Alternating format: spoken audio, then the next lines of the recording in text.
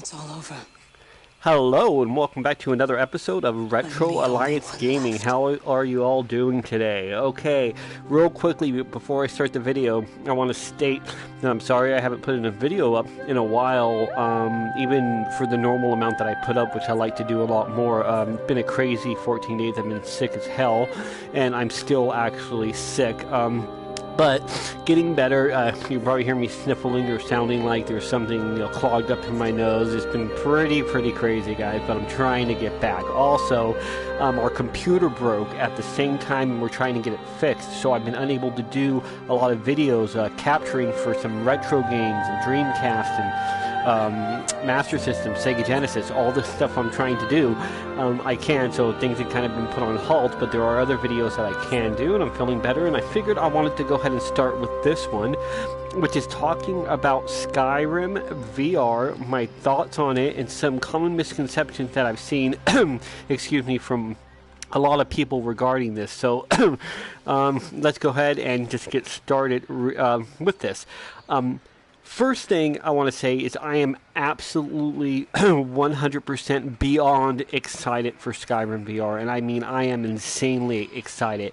I notice a lot of times, excuse me, nowadays, people tend to get very cynical with games coming out, and they always assume the worst. It's weird. Kind of a different era of gaming. When I was a kid, people were the opposite of that. I mean, you did sometimes get cynical, but you pretty much heard about a game and you saw a screenshot in like Nintendo Power or a Sega magazine or any gaming magazine, and you were pretty much stoked about it and you assumed the best. And then when you got it, if it wasn't very good, you still try to find the good in it because you just either rented this game and it's the only one you had for a week, or you or for the weekend, or you spent a lot of money on it and you want to get your fun out of it. Nowadays, it's more popular to, excuse me, insult games rather quickly, and just talk smack of what you think it's going to be. Kind of like a Sonic game coming out, everybody says it's going to suck, or what have you.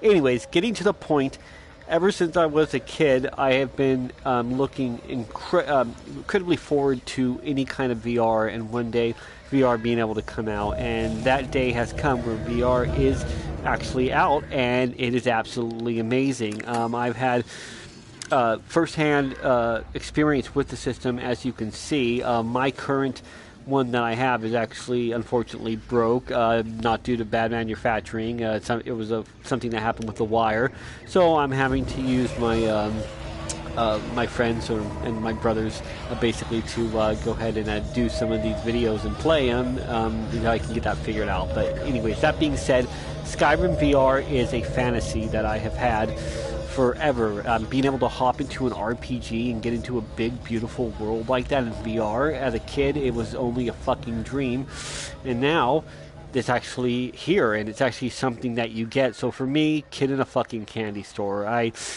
can't wait to play it. I'm glad I'm going to have the opportunity to, because I'm able to borrow a headset to be able to use temporarily until I can get mine fixed, and it's just really exciting. Now, that being said, with everything, the first thing that's a misconception is everybody keeps saying there is no locomotion, because Bethesda, and I don't know why they did this, but they kept showing off the game by showing teleporting, so people automatically assume, oh, okay, well, there's all this teleporting, so that automatically means that there's no other way that you're going to be able to play the game, which is bullshit. I read into it, and I knew from the day one that I heard about it that that wasn't the gig, that there was going to be full locomotion. So if you think that's going to be it, that's not the case. Right from the beginning, they said that you can go ahead and play the game that way, using teleporting, or, I know I'm supposed to follow this or, but I don't give a fuck, teleporting, or you can use a DualShock 4 controller. Now, some say that wouldn't be as immersive. Me personally, I would say that I played Resident Evil 7 VR with nothing but a DualShock controller, and it is absolutely immersive and absolutely amazing. You're still 3D in the world looking around, and I felt like I was in that fucking mansion in Louisiana. So, right there, that is a way that you can play the game and have a blast. Now, that being said, one thing that I definitely agree with everybody, excuse me, that Sony needs to come up with a new controller. You have the two Move controllers, they work great. It'd be great if you had an analog stick on one of them. That's all you need to do that, and yeah, some more with tracking would be nice, but that's another video and something for the future. And that would be great because give us a way to be able to have the movement with the move controllers and be able to walk, kind of like a Wiimote and a nunchuck, you know, where you're moving it around. It would work perfectly that way. So it was kind of sad that you had to pick between the two of what you were wanting to do. Me personally, I was going to play with the DualShock and then also test out using the move controllers.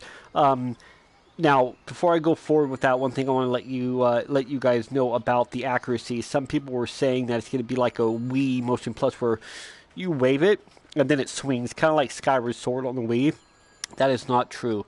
You can absolutely 100% use one-to-one accuracy. You move, it moves. You move your shield, the shield moves. You move forward, you're shooting out magic.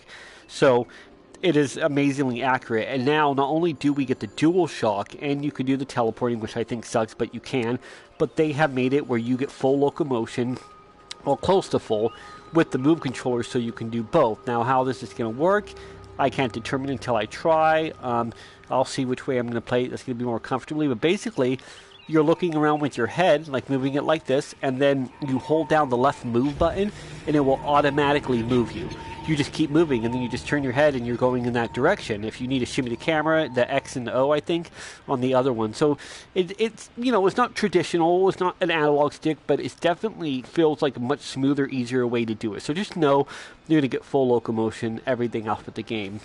That was honestly the biggest misconception that I saw with it, is saying it was only teleporting.